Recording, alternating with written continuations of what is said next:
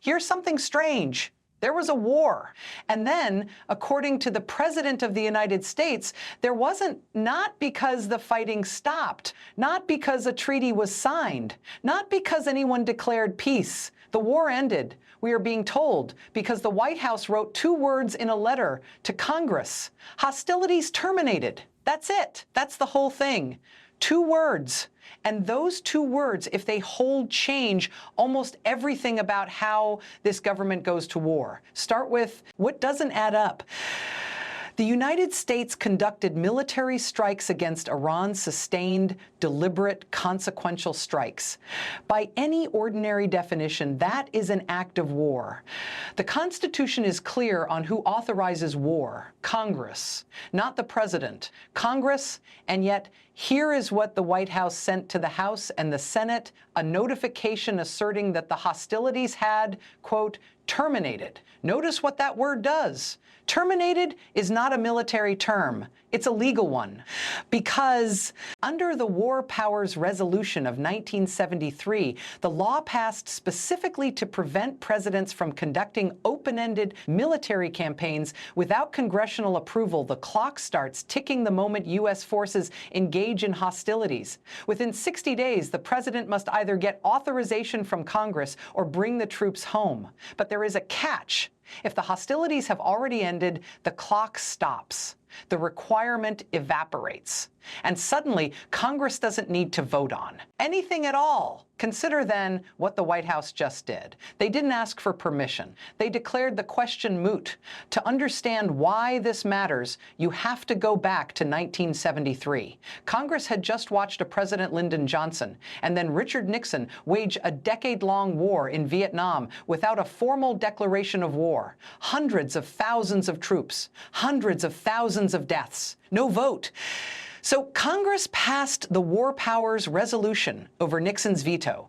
The idea was simple. The president can respond to an emergency, but cannot sustain a war indefinitely without coming back to the people's representatives for approval. Every president since Nixon has contested the resolution's constitutionality. Every single one. They comply with the notification requirements, they send the letters, but they almost universally assert that they are doing so. Consistent with the resolution, not pursuant to it. That single preposition is a half-century of legal strategy. And now, the Trump administration has taken that tradition and pushed it somewhere new. They are not merely contesting the resolution's authority. They are using its own language as an exit ramp. The key players here are not just the president. Watch the Office of Legal Counsel, the small but enormously powerful office inside the Justice Department that produces the legal opinions that justify executive action. Watch also the members of the Senate Foreign Relations Committee and the House Armed Services Committee, because several of them on both sides of the aisle have started asking questions that the administration has not yet answered in public. Here is what we know from the letters themselves. The administration sent formal notifications to Congress as required, describing the strikes against Iran. Those notifications acknowledged the use of military force. They described targets. They described objectives. And then, in the same correspondence, they asserted that the hostilities had terminated, apparently as a means of signaling that the 60-day clock under the War Powers Resolution would not apply or had already run its course without triggering the need for a vote. Here's the part worth slowing down on. Terminated is doing a tremendous amount of legal work in that sentence. Because if the president can unilaterally declare that hostilities have ended without any independent verification, without any congressional finding, without any external benchmark, then the 60-day clock becomes, in effect, optional. The president decides when it starts, the president decides when it stops, and Congress is left holding a letter. The resolution was written to be a constraint. What's being described here is a map, around it. Legal scholars who have studied the War Powers Resolution for decades will tell you that the question of what constitutes hostilities has always been contested. The executive branch has consistently interpreted the term narrowly, but terminated hostility is a newer construction, and the assertion that the president alone can make that determination based on criteria he is not required to disclose is a significant expansion of the underlying logic. It's not unprecedented in spirit. It is arguably unprecedented in this particular application. Here is where it all clicks into place, and it clicks quietly.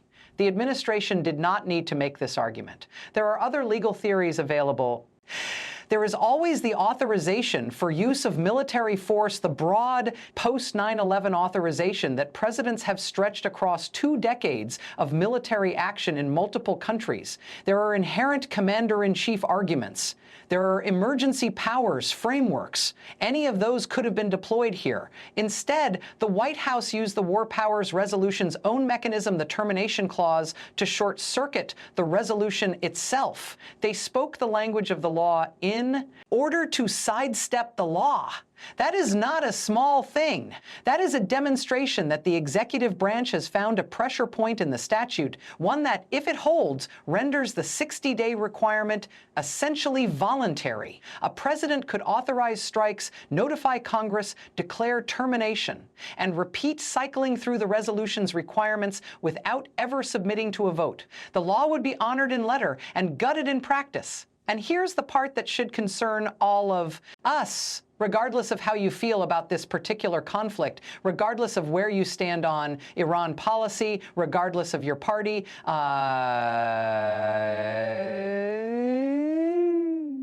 What's being established here is a precedent. Legal precedents are not confined to the circumstances that created them. A mechanism used once to justify military action against a different country by a different president in a different country by a different president in a different political moment. The architecture of the argument is what matters. Not just its immediate application. Congress's war powers are not a procedural technicality. They are a structural safeguard, the founders' answer to the question of how a republic decides to send its citizens to die. That question was supposed to require a debate. It was supposed to require a vote. The people's representatives were supposed to be in the room.